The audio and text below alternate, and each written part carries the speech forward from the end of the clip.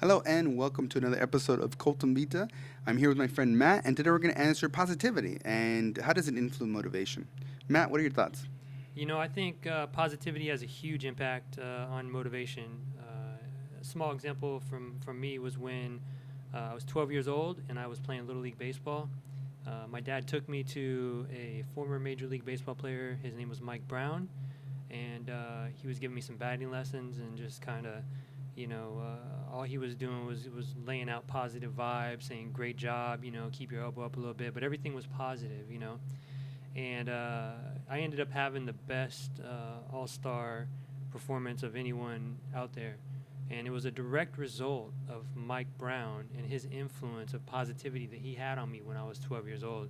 Can you imagine you're 12 years old, this guy played in Major League Baseball, and he's telling you that you're doing a great job. I mean, that's going to, have a huge impact on a child, as it did me. And that was probably one of the funnest times of my life, and I can credit most of it to him and his tutelage, and his positive reinforcement that motivated me to continue to put the work in to produce at the level that I ended up producing.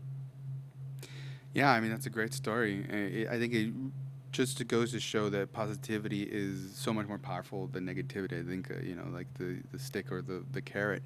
And it's just really, really powerful. I mean, for me, I have a similar story in reference to growing up. In first grade, I took a test and it said I was smart. But after that, I got all this attention.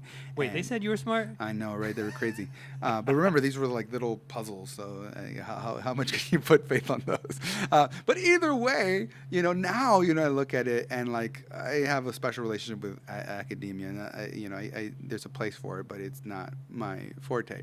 But back then, I thought it was like super smart, and I thought it was cool, and I got all this attention, and it set me up, academically up until undergrad. I was just, I thought I was a rock star, and it went to show, and that belief, like you said, you had one of the best seasons ever. You were breaking records. The same thing.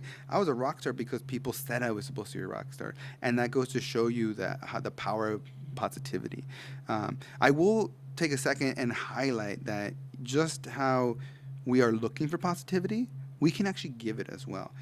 Every single time when you interact with someone, you have the opportunity to be positive, negative, or neutral. And I think that when we strive to be positive, not that we always can, sometimes we have to take care of ourselves first, and sometimes someone's very negative and you can't do that. But especially for a child, oh man, we have such power if we just stopped and listened and actually gave them our undivided attention and then gave positive feedback.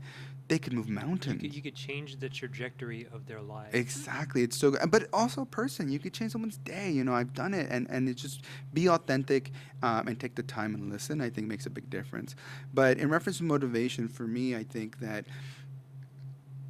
if you have motivation, use it. If you don't, that's the other video, use negativity, but let it go, but I think that even if you can't find positivity right now, and, I truly believe that's about mindset, but sometimes we're not that strong enough to be able to find the positivity in the now.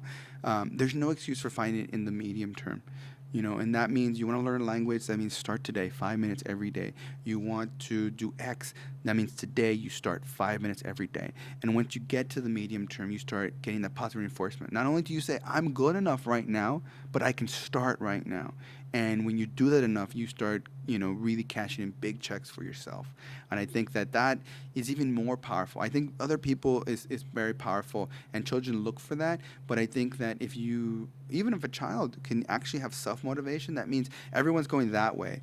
But I know what's right for me is that way, and that can be extremely good because that means I'm not relying on other people. I believe in myself, and that's positivity. I think at its core.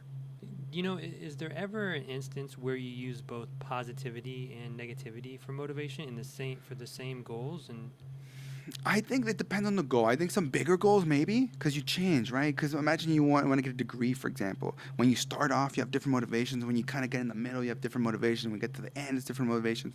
So I would say, yeah, definitely, it's possible. But I think you'll probably see it more with longer term goals than with medium or short term goals. But maybe with a medium term goal. In reference to the practicality of it, though, remember that it's just about reflection. Reflect every day. And it's about basing yourself in gratitude, because a lot of times shit happens, things happen that aren't good, but there's always a silver lining. And it's not just about like, well, I could be homeless. No, it's just really appreciating that you're warm, that you're not sweating profusely, right? And like truly appreciating it, because there's two different levels. One is just being like, well, I could be dead, but it really being like, wow, I have a life right now. I could not, and then really appreciate it. It's a whole different level, but that takes muscle. It takes a mindset muscle, right? That means every day you're going through the emotions, you're figuring out what motivates you, figuring out who you are, and you're getting positive reinforcement in reference to like, you're enough now, and to get to that point in reference to like, oh, I can find the positive, even though everything is really hard right now. I can find the positivity right now, even though everything looks negative. And it depends on where you're starting from, where are your circumstances. Sometimes the world gives us a really shitty hand, and we got to do the best we can, and we're not mentally set up to be able to do it. It's like poker. Sometimes you get a bad hand, but if the player's really good, he can play that hand, or she can play that hand. And that's different. You can't expect a novice poker player to do well with a really bad hand, but with an experienced player, you can. And that's where the mindset comes in. But what you can do is keep going to that poker game, keep practicing and working on your bluff or whatever it might be. And in the medium term, you're going to be a better poker player, and you're going to make more money, and that's going to positively reinforce you, and you're going to want to play more poker. And that's kind of what life's about. So start now, break it down in little steps. You can do it. You find yourself in reference to what makes you satisfied in doing what you're doing right now, and that's going to positively reinforce you in the medium term, and there's no excuse for it. Any other thoughts? No. All right, well, thanks for listening, guys. Until next time, please stay curious, stay open, and stay true to you. And please check out my book, The Selfish Guide, or the website cultivita.com. Thanks again.